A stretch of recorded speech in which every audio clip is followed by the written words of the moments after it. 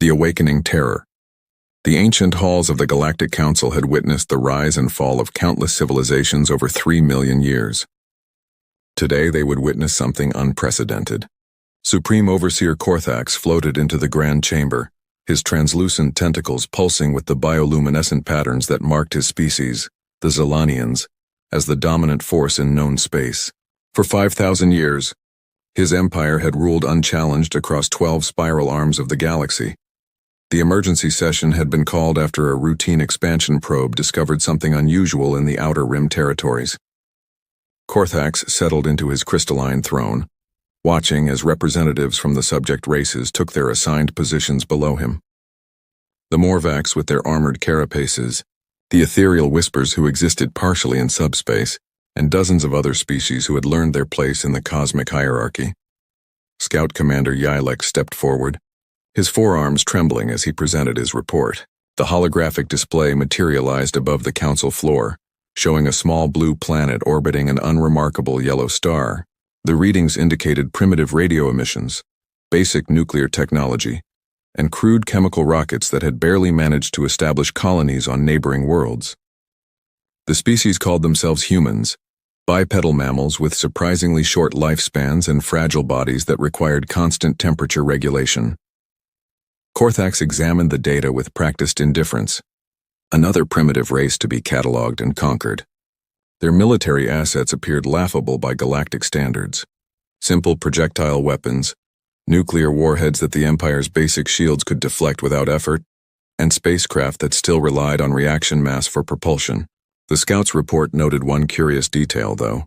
Despite their technological limitations, these humans had survived on a world with extreme weather patterns, aggressive fauna, and constant tectonic instability. They had earned their survival through adaptability rather than natural advantages. The Council voted unanimously for immediate annexation. Standard protocol dictated sending a Class 3 subjugation fleet, more than sufficient to pacify a pre-FTL civilization. Korthax assigned the task to Battle Commander Threnix, a veteran of 40 successful conquests. The fleet consisted of 200 vessels, including 50 dreadnoughts that had never known defeat.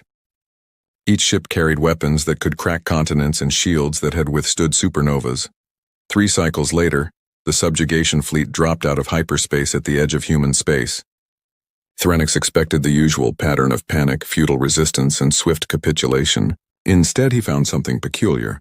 The human colonies showed no signs of evacuation, no desperate diplomatic messages begging for mercy. Just a single transmission from their largest colony, Sigma 7, stating simply that any aggressive action would be met with appropriate response. Threnix found the warning amusing. He ordered his fleet to advance, weapons charging to deliver the traditional demonstration of power that would break the primitive species' will to fight. The first plasma barrage targeted Sigma 7's orbital defense platforms, crude constructions of steel and ceramic armor that should have vaporized instantly. Instead, something impossible happened. The platforms didn't just survive, they seemed to absorb the energy, their hull plating glowing briefly before returning to normal. Before Threnix could process this anomaly, space itself seemed to tear apart. A massive vessel emerged from what the humans apparently called a fold in spacetime. The ship defied every principle of naval architecture the Empire understood. It was impossibly large, nearly 5 kilometers in length, with a hull that seemed to shift and flow like liquid metal. Strange symbols marked its surface, and the name painted on its bow read, UES Leviathan. The Leviathan moved without any visible propulsion system, simply sliding through space as if the laws of physics were merely suggestions. Threnix ordered immediate concentrated fire from all 50 dreadnoughts. Enough firepower to shatter moons converged on the human vessel. The beams struck home, and for a moment Threnix believed victory was assured. Then the smoke cleared, and the Leviathan remained untouched, its hull now pulsing with an ominous red glow. A transmission cut through all frequencies, somehow bypassing the Empire's quantum encryption. The human who appeared on screen looked unremarkable, a middle-aged female with graying hair and tired eyes. She wore a simple uniform with the rank insignia of Admiral. She spoke in perfect Zilanian, despite the language being a closely guarded secret of the Empire. Her name was Admiral Sarah Chen, and her words would echo through history. She explained that humanity had been monitoring galactic communications for decades, learning about the Empire's brutal methods long before making their presence known. They had reverse-engineered technology from crashed probes, combined it with theoretical physics that the Empire had dismissed as impossible, and created weapons specifically designed to counter Zilanian supremacy. The Leviathan was not just a ship, it was a statement of intent. Threnix responded with typical Imperial arrogance, launching fighters and boarding craft while maintaining bombardment. The Leviathan's response was swift and terrible. Ports opened along its hull, releasing swarms of objects too small to be ships but too coordinated to be missiles. They moved like living things, dodging point defense fire and attaching to Zilanian vessels. Within seconds, each infected ship began to dissolve, their proud armor converting into more of the strange nanomachine swarms. The battle, if it could be called that, lasted exactly 17 minutes. 50 dreadnoughts, pride of the Zilanian fleet, were reduced to expanding clouds of molecular dust. Threnix's flagship survived only because Admiral Chen deliberately spared it to carry a message back to the Empire. The humans were not interested in conquest or revenge. They simply wanted to be left alone. Any further aggression would result in the complete dissolution of the Zilanian Empire. Threnix returned to the capital world in disgrace, his survival seen as cowardice rather than strategic necessity. Korthax received his report with the kind of rage that had once destroyed entire star systems. The loss of 50 dreadnoughts was not just a military defeat. It was an existential threat to the Empire's image of invincibility. If word spread that primitives had destroyed a subjugation fleet, every conquered race might begin to harbor thoughts of rebellion. The Supreme Overseer ordered immediate mobilization of the Grand Armada, 10,000 ships including planet killers that had ended civilizations far older than humanity. He would personally lead this force to demonstrate that the Zilanian Empire's power remained absolute. The human colony worlds would burn as an example to any who dared challenge the natural order of the galaxy. As the Grand Armada prepared to launch, deep space monitoring stations began reporting anomalies. Ships were appearing throughout human space, not emerging from hyperspace or fold drives, but simply manifesting as if they had always been there. Each vessel bore the same liquid metal hull as the Leviathan, and preliminary scans suggested there were hundreds of them. The humans, it seemed, had been preparing for this moment far longer than anyone had imagined. When giants fall. The Grand Armada emerged from hyperspace in perfect formation, 10,000 ships arranged in the sphere of annihilation pattern that had conquered 100 civilizations. Korthax stood on the command deck of his flagship, the Eternal Dominion, a vessel that dwarfed even the human Leviathan. His bioluminescent patterns pulsed with confidence as he surveyed the human fleet arranged before them. Only 300 ships faced his armada, odds that should have guaranteed instant victory. Yet something felt wrong. The human vessels showed no signs of fear or desperate last-minute preparations. They simply waited, maintaining perfect formation as if 10,000 enemy ships were nothing more than a minor inconvenience. Admiral Chen appeared on all frequencies again, this time standing on the bridge of the Leviathan alongside officers from various human colonies. She offered one final chance for peaceful withdrawal, stating that humanity had no desire for unnecessary bloodshed. Korthax's response was to fire the Eternal Dominion's primary weapon, a beam of condensed dark matter that had once carved a canyon across an entire planet. The beam struck the Leviathan directly, and for the first time the human vessel showed a reaction. Its hull rippled and flowed, absorbing the energy and redirecting it into space where it harmlessly dissipated. Then the humans revealed their true capability. Each human ship deployed what they called reality anchors, devices that literally locked space-time in place around the battlefield. Suddenly, the Empire's advantages vanished. Hyperspace jumps became impossible. Shields that relied on dimensional phasing failed. Weapons that manipulated exotic matter simply stopped functioning. The battlefield had been reduced to pure physical combat. Where human innovation would face Zilanian tradition, the human ships began to change, their liquid metal hulls reconfiguring into forms optimized for combat. Weapon ports appeared where none had existed before.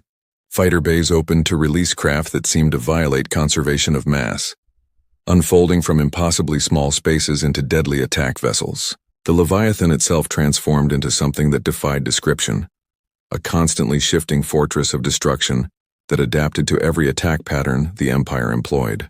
Admiral Chen's voice echoed across the battlefield as she explained humanity's philosophy of war. On Earth, they had learned that strength alone never guaranteed victory. The dinosaurs had been strong, yet mammals survived. Ancient empires with superior numbers had fallen to smaller, more adaptable forces. Humanity had studied every military defeat in Earth's history and learned one crucial lesson. The ability to adapt was the ultimate weapon. The human fleet demonstrated this principle with devastating efficiency. When the Empire used plasma weapons, human hulls became mirrors that reflected the energy back. When kinetic weapons were employed, the ships became fluid, allowing projectiles to pass harmlessly through. When the Zilanians attempted boarding actions, they found the human ships' interiors were maze-like configurations that constantly rearranged themselves, trapping invaders in endless corridors that led nowhere. The Empire's losses mounted rapidly. Planet killers that had ended civilizations were torn apart by nanomachine swarms. Dreadnoughts that had never known defeat found themselves unable to damage ships that seemed to exist in multiple dimensions simultaneously. The battlefield became a graveyard of Zilanian pride, with burning wrecks drifting through space as testament to humanity's terrible ingenuity. Korthax watched his grand armada crumble with growing horror. These humans had not just developed counters to Zilanian technology, they had fundamentally reimagined the nature of warfare itself. Their ships carried weapons that attacked on conceptual levels, eroding the very idea of victory from Zilanian minds. Officers began to question their orders, doubt spreading through the fleet like a virus. The turning point came when the Leviathan deployed what Admiral Chen called the Mirror Protocol. Every remaining Zilanian ship suddenly found itself facing an exact duplicate of itself, created from the same adaptive material as the human vessels, but programmed with perfect knowledge of each ship's weaknesses. The Empire's forces were literally fighting better versions of themselves and losing badly. In desperation, Korthax authorized the use of the Empire's ultimate weapon, the Void Cannon. This device created temporary black holes, weapons so dangerous that they had been banned by the Galactic Council for fear of destabilizing entire star systems. The Eternal Dominion's cannon charged, preparing to eliminate not just the human fleet but the entire solar system if necessary. The humans' response shocked everyone. Instead of trying to stop the weapon, they accelerated its formation. Human ships surrounded the nascent black hole, somehow feeding it energy while simultaneously containing its growth. Within minutes, they had turned the Empire's doomsday weapon into a power source, using its immense gravitational energy to fuel an even more terrible device. Space itself began to sing. The human fleet had weaponized gravity waves, creating oscillations that shook apart Zilanian ships at the molecular level. The proud vessels of the Empire simply ceased to exist, their atoms scattered across light years of space. The Eternal Dominion's shields held, but barely, and Korthax knew that was only because the humans were allowing it. Admiral Chen appeared on his personal communication channel, her expression showing neither triumph nor cruelty, only tired determination. She explained that humanity had learned about the Empire's brutality, how they had enslaved or exterminated thousands of species over millennia. The humans had spent 50 years preparing for this moment, developing weapons not to conquer but to end the age of galactic tyranny. Korthax attempted to negotiate, offering territorial concessions, trade agreements, even partial autonomy for humanity within the Empire's structure. Chen's response was simple. The Zilanian Empire would dissolve immediately. All conquered species would be freed. The technology that had maintained their dominance would be shared among all civilizations equally. Any attempt to maintain imperial control would result in the complete elimination of the Zilanian species. The Supreme Overseer had no choice. With 90% of his Grand Armada destroyed, and the remainder helpless against human technology, surrender was the only option. The formal capitulation was broadcast across the galaxy, showing Korthax bowing before Admiral Chen and acknowledging humanity as the new arbiters of galactic peace.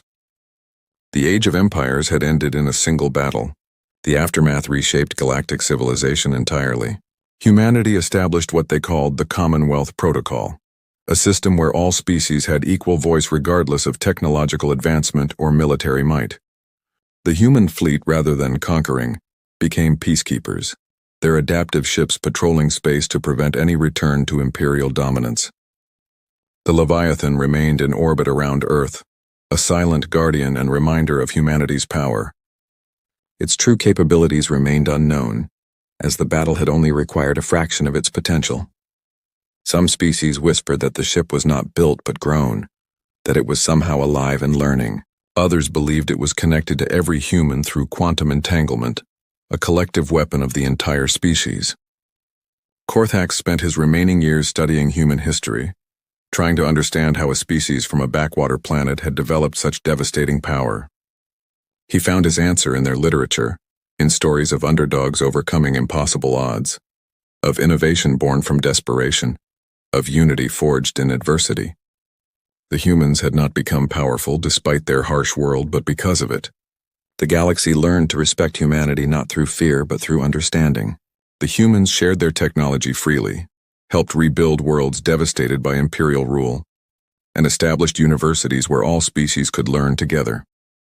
They taught that true strength came not from domination but from cooperation, not from uniformity but from diversity. Years later, when new threats emerged from beyond the galaxy, it was humanity's adaptive technology and collaborative philosophy that united all species in defense. The Leviathan led combined fleets where former enemies fought side by side, their differences becoming strengths rather than weaknesses. The galaxy had learned humanity's greatest lesson, that survival belonged not to the strongest but to those who could change. Admiral Chen retired to a small colony world, spending her final years teaching young officers from all species. Her last